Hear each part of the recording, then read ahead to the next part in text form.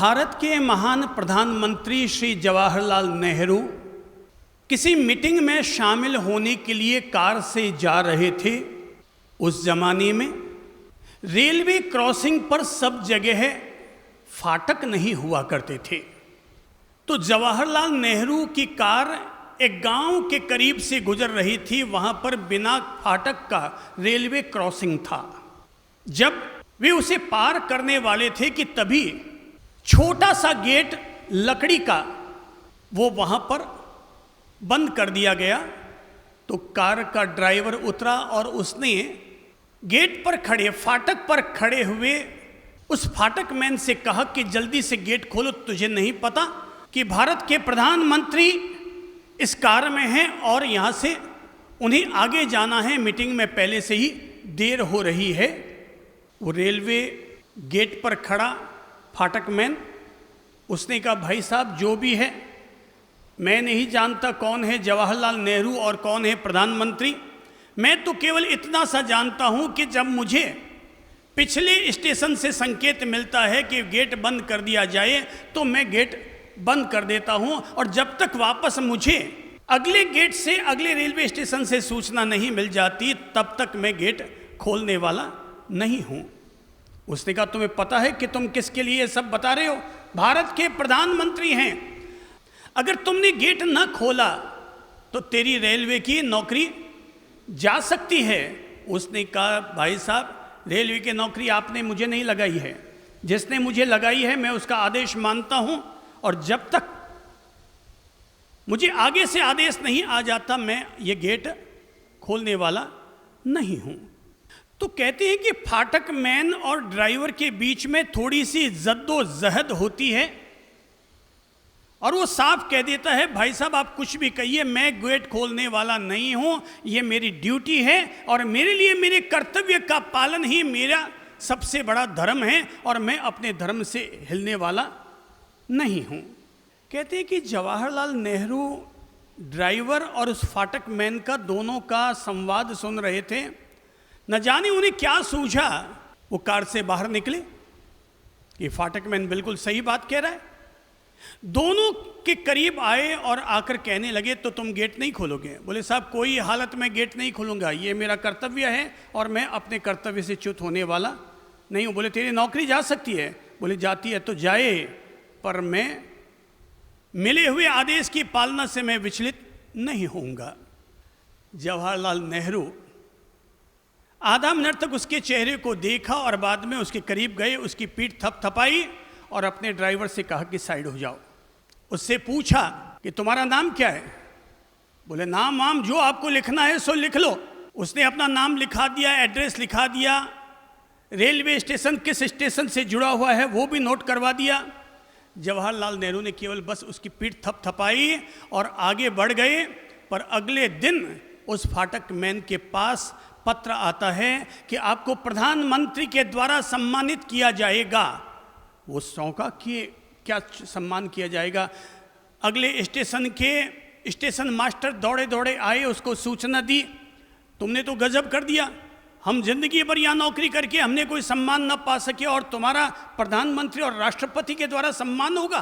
तो जब उस फाटक मैन को सम्मान मिला तो कहा जाता है कि प्रधानमंत्री ने स्वयं उस रेलवे फाटक मैन की तारीफ करते हुए कहा कि मुझे वहां रह करके ये समझ में आ गया, मैं समझता था कि धर्म का मतलब होता है केवल मंदिर मस्जिद गुरुद्वारा जाना, पर मुझे वहां जाकर के पता चला कि कोई व्यक्ति अपने कर्तव्य का पालन कर रहा है तो वो भी बहुत बड़ा धर्म अदा कर रहा है, वो भी बहुत बड़ा धर्म अदा कर रहा है। और इसीलिए जो व्यक्ति अपने कर्तव्य पालन के धर्म के प्रति इतना दृढ़ आस्थाशील हुआ करता है उस व्यक्ति का तो सम्मान होना ही चाहिए। उस व्यक्ति का तो सम्मान कर दिया गया। मुझे ये प्रेरणा जगी कि हम में से हर किसी व्यक्ति को ये जरूर समझ लेना चाहिए कि इंसान का धर्म क्या होता है। धर्म शब्द का अर्थ होता है धारण करना। अब सवाल उठता है किसको धारण करना? धारण करना ये धर्म शब्द का अर्थ है, पर किन चीजों को धारण करना? तो मैं कहूंगा कि दुनिया में केवल दो ही रास्ते होते हैं। एक रास्ता होता है अच्छाई का और दूसरा रास्ता है बुराई का। अच्छाइयों को धारण करने का नाम धर्म है और बुराइयों को धारण करने का नाम अधर्म है। हमने जितने जितने प्रतिशत अपने जीवन में अच्छाइयां धारण की, हम उतने उतने प्रतिशत धार्मिक हुए। हो सकता है कोई ये कहे मैं हिंदू धर्म का हूं, कोई कहेगा मैं जैन धर्म का हूं, कोई कहेगा मैं सिख, इस्लाम या ईसाई या पारसी धर्म का हूं। महत्वपूर्ण ये नहीं है तुम किस धर्म के हो, महत्वपूर्ण ये है तुम धार्मिक हो या नहीं हो। जो हिंदू कुल में पैदा हुआ है जरूरी नहीं है कि वो धार्मिक है। जन्म से कोई भी व्यक्ति धार्मिक नहीं होता, इंसान के कर्म ही इंसान को धार्मिक या अधार्मिक बनाते हैं। हो सकता है कोई व्यक्ति कह दे कि मैं तो हिंदू धर्म का हूं, पर लक्षण अगर उसमें धर्म के नहीं हैं तो हिंदू केवल उसके लिए ठप्पा हो गया। अभी बीच में एक लोगों को प्रेरणा देने के लिए एक मूवी आई थी जिसका नाम था पीके। आपको याद हो तो मैंने इसकी कहानी सुनी है, और सुनी है तो उसमें एक बड़ी मजेदार एक बात आई है कि बताओ इसमें कौन हिंदू है, कौन जैन है, कौन सिख है, कौन ईसाई है। वो जो भी होते हैं गुरुजी उनके सामने 6 लोग लाके खड़े कर दिया जाता है, तो कहते हैं ये तो देखने से पता चल रहा है, जिसके पगड़ी पहनी हुई है वो सिख, जिसके दाढ़ी रखी हुई है वो मुसलमान, जिसके गेरुए रंग के वस्त्र पहने हुए वो हिंदू, जिसने श्वेत कलर के वस्त्र पहने हैं वो जैन, और जिसने टोपी पहन रखी है वो मुसलमान, और जिसने सफ़ेद रंग का लंबा बुर्का पहन रखा है वो ईसाई।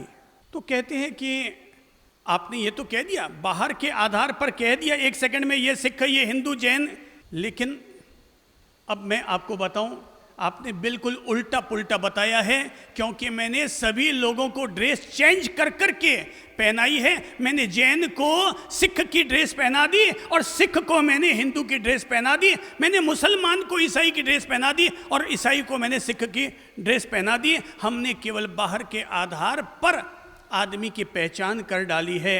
भगवान को किसी को हिंदू, किसी को जैन, किसी को सिख बनाना होता तो भगवान आदमी के ठप्पा लगा करके जरूर भेजता कि ये हिंदू है और ये जैन है और ये सिख है और ये ईसाई है। बोले है क्या कोई ठप्पा लगा हुआ है? बोले ठप्पा तो लगा हुआ नहीं है। बोले भगवान ने जब सबको 2 आंखें दी, नाक दिया, मुंह दिया, 2 कान दिए, 2 हाथ दिए, 2 पांव दिए, अगर उसको हिंदू, जैन, सिख, ईसाई के रूप में ही अगर इंसान की पहचान बनानी होती तो वो भी एक ठप्पा लगा के कोई ना कोई ऐसा सिंबल जरूर बना के भेजता जिससे पहचान हो जाए। आदमी ने अपनी ये बाहर के अलग अलग ठप्पे बना दिए हैं। सवाल ये है, ठप्पों के आधार पर इंसान की पहचान नहीं होती, इंसान की पहचान इंसान की धार्मिकता के आधार पर होती है। अगर धर्म है तो धार्मिक, और धर्म नहीं है तो ठप्पा भले चाहे जो लगा लो, सिंबल चाहे जो अपने ऊपर नीचे पहन लो, उससे तो आदमी का कल्याण नहीं होने वाला है। मैं व्यक्तिगत तौर पर हमेशा इसी बात को महत्व देता हूं कि व्यक्ति धार्मिक होना चाहिए। तुम चाहे जिस परंपरा में निष्ठा और आस्था रखो, सवाल यह है कि धार्मिकता है या नहीं है। इससे क्या फर्क पड़ता है किसी ने महावीर को पूजा और किसी ने महादेव को पूजा? महत्वपूर्ण ये नहीं है कि तुमने महावीर को पूजा या महादेव को पूजा, महत्वपूर्ण ये है कि तुमने ईश्वर को पूजा, तुमने भगवान की पूजा की। फिर चाहे महावीर के नाम पर कर लो और चाहे महादेव के नाम पर कर लो, चाहे मोहम्मद के नाम पर कर लो। असली बात नाम महत्वपूर्ण नहीं है, महत्वपूर्ण है तुम्हारे द्वारा किया जाने वाला पूजन।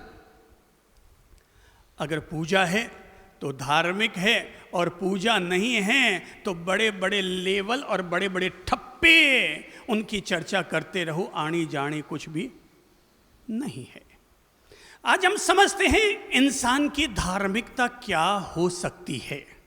मैंने जो छोटी सी प्रेरणा की बात सबसे पहले आपको एक प्रसंग के रूप में कही, वो इसलिए कही कि लोग ये समझ लें कि इंसान की छोटी सी एक क्रिया भी धर्म का हिस्सा बन सकती है, और वो है कर्तव्य पालन का धर्म। मेरा मानना है कि धर्म कोई दमड़ी नहीं है कि जब चाहे तब आदमी इसे खरीद ले, और धर्म कोई पगड़ी नहीं है कि आदमी जब चाहे तब इसे पहन ले। धर्म तो इंसान की चमड़ी है, जीते जी भी तुम्हारे साथ और मरते दम तक भी तुम्हारे साथ। वो धर्म हमें समझने चाहिए, जो धर्म 24 घंटे हमारे साथ रह सके, हमारे जीवन की आभा बन सके, हमारे जीवन की रोशनी बन सके। धर्म तो मानवता की मुंडेर पर मोहब्बत का जलता हुआ चिराग है। तो इंसान के जीवन में अहिंसा का आचरण है। धर्म तो वो पथ है जिसके जरिए इंसान अपने अंतर्मन की शांति और निर्मलता को हासिल करता है। धर्म तो वो परम शक्ति है जो इंसान के बीच में रहने वाली दूरियों को मिटाता है और भाईचारा लोगों के बीच में कायम करता है। जो इंसान को इंसान से तोड़े वो धर्म कैसे हो सकता है? वो संप्रदाय हो सकता है, वो गुरुडम हो सकता है, लेकिन धर्म का तो काम ही पहला ये है कि जो इंसान से इंसान को जोड़े। धर्म का तो काम है जो इंसान की भीतर की प्रकृति में रूपांतरण लेकर के आए और भीतर में रहने वाले शैतान को मिटाए और अंदर में भगवान को जगाए। अक्सर एक सज्जन व्यक्ति जब भी अपने घर से निकलते तो घर से निकलकर जैसे ही मोहल्लों को पार करते तो सबको अभिवादन करते हुए अपनी जॉब के लिए, अपनी ऑफिस के लिए जाया करते। सबको कहते नमस्ते जी, नमस्ते जी, नमस्ते जी।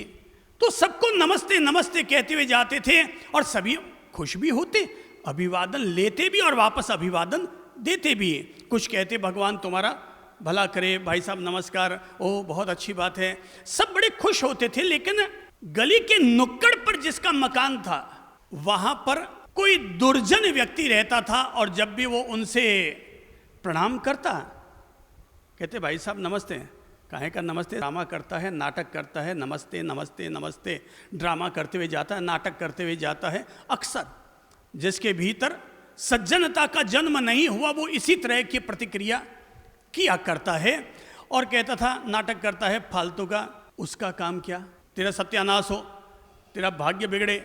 अब वो जितनी गालियां उसको याद आती थी, रोजाना नई नई गालियां देता रहता। पर इसकी प्रकृति ये, इसका स्वभाव ये कि ये रोजाना अगले को प्रणाम करते हुए जाता और अगले का स्वभाव उसकी निंदा करना, चुगली करना, जलन रखना, उसके लिए बद्दुआ करना।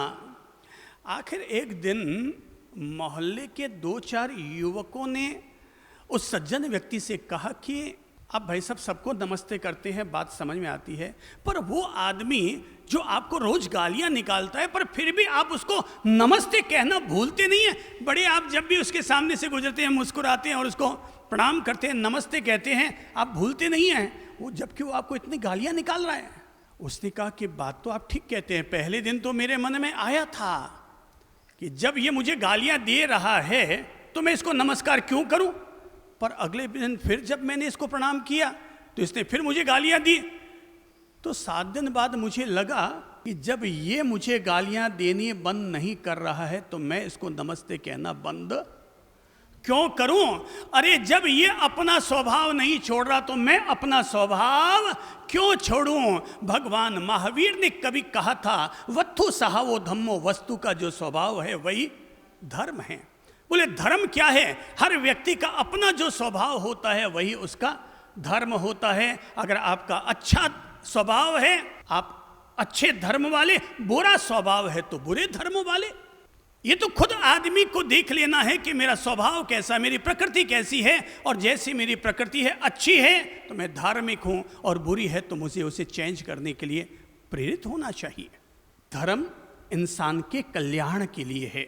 धर्म का जन्म मनुष्य के लिए हुआ है, मनुष्य का जन्म धर्म के लिए हुआ है। धर्म मानवता का कल्याण करता है, मानवता धर्म का कल्याण करती है। दोनों एक दूसरे को धारण करते हैं और दोनों एक दूसरे का कल्याण करते हैं। अगर मनुष्य अच्छाइयाँ नहीं जिएगा तो अच्छाइयाँ किस काम की है, और अच्छाइयाँ अगर मनुष्य का कल्याण नहीं करेगी तो किसका कल्याण करेगी। आजकल लोगों के द्वारा एक शिकायत जरूर सुनने को मिलती है साहब, नई पीढ़ी के लोगों में धर्म का प्रभाव कम देखने को मिलता है। वो गुलछर्रे उड़ाते हैं, वो मजे उड़ाते हैं, ये वो करते हैं। तो मैं उन सभी से ये भी कहना चाहूँगा, पहली बात तो कि युवा पीढ़ी को हम ये नहीं कह सकते कि वो अधार्मिक है। वर्तमान समय में जितना तप, जितना त्याग, जितना दान पुण्य और जितना मंदिर जाने का काम युवा पीढ़ी करती है, उससे पहले कभी नहीं करती थी। पर अगर किसी को लगता है कि नई पीढ़ी के लोगों में धार्मिकता नहीं है, तो मैं कहूंगा कि इसका दोष नई पीढ़ी को कम और हमारी फैमिली को ज्यादा है। फैमिली को किस रूप में है? या तो परिवार को ज्यादा है और या फिर हमारी वर्तमान व्यवस्थाओं का दोष है। जैसे कि अब हम लोगों ने पढ़ाई करनी शुरू कर दी, तो आज के नई पीढ़ी के बच्चों को कितनी देर पढ़ाई करवाते हैं? 8 घंटा, 10 घंटा, 12 घंटा। तो हमने जीवन के अन्य सारे पहलुओं को गौण कर दिया और केवल एक ही पहलू पर ध्यान केंद्रित कर दिया, और वो है पढ़ाई, पढ़ाई, पढ़ाई। और हमने ये मानकर चल लिया कि हमारा बच्चा तभी पढ़ा हुआ कहलाएगा जब वो 95% से एबो नंबर लेकर आएगा, तभी हमारा बच्चा पढ़ा हुआ कहलाएगा। तो हमारी इस मन स्थिति ने बच्चों को इतना ज्यादा जाम कर दिया है कि उनके पांवों में सुख की पाजेब कम बंधी हुई है और केवल पैसा और पढ़ाई अर्जित करने की जंजीर ज्यादा बंधी हुई है। उसके चलते अब देखो जीवन शैली हमारी कैसी बन गई है। बच्चा स्कूल जाता है सुबह 7 बजे, 7:30 बजे की स्कूल लगनी है, वो धड़ाधड़ 6:30 बजे उठा और नहाया नहीं नहाया और फटाफट कुछ भी गिटका खाया पिया और ले बस आने वाली है, और 6:45 बजे की बस में रवाना। उसकी बस वापस कितने बजे आती होगी? 4 बजे। तो 4 बजे उसकी बस आती है, वो आके खा पी नहीं पाता है, पूरा आराम भी नहीं कर पाता है कि तभी वापस ट्यूशन। अब फिर गए आगे 3 घंटे, फिर ट्यूशन के लिए उसको जाना है अपनी साइकिल या स्कूटर लेकर के, फिर ट्यूशन कर करके उसको 7:30 8 बजे आना है। अब बताओ, अगर ये जीवन शैली चलेगी तो इंसान की ज़िंदगी केवल एक पढ़ाई बनकर रह जाएगी। पढ़ाई के अलावा उसके जीवन में कुछ भी ना रह पाएगा। और अभी तो जब अनलॉक चल रहा है, कॉलेजें बंद है, स्कूलें बंद है, तो बच्चों को सुबह 7:30 बजे ही लैपटॉप पर बिठा दिया जाता है, और रात को मुझे तो जैसा बताया गया है कि 9-9 बजे तक, 10-10 बजे तक क्लासें उनकी चलती रहती है। उस बच्चे का परिवार से संबंध कट हो गया, केवल माँ बाप की ड्यूटी, उन पर पैसा खर्च करते जाओ और वो केवल दिन भर पढ़ाई पढ़ाई पढ़ाई। अब पढ़ाई के कारण वो न समाज में जा पाते हैं, न धर्म स्थान में जा पाते हैं, न परिवार के अन्य परिजनों के यहाँ जा पाते हैं, वो सबसे कट ऑफ हो जाते हैं। और जब घर में कोई मिलने के लिए भी आ जाए तो वो उनसे भी बचते हैं। मम्मी कहती है पाँव छू, बड़ी मुश्किल से हाफ कट, घुटना टच, वो पाँव छूता है और अंदर भगता है, क्योंकि हमने उसे पढ़ाई का कीड़ा बना दिया, उसको सामाजिक प्राणी बनाने का हमने काम नहीं किया।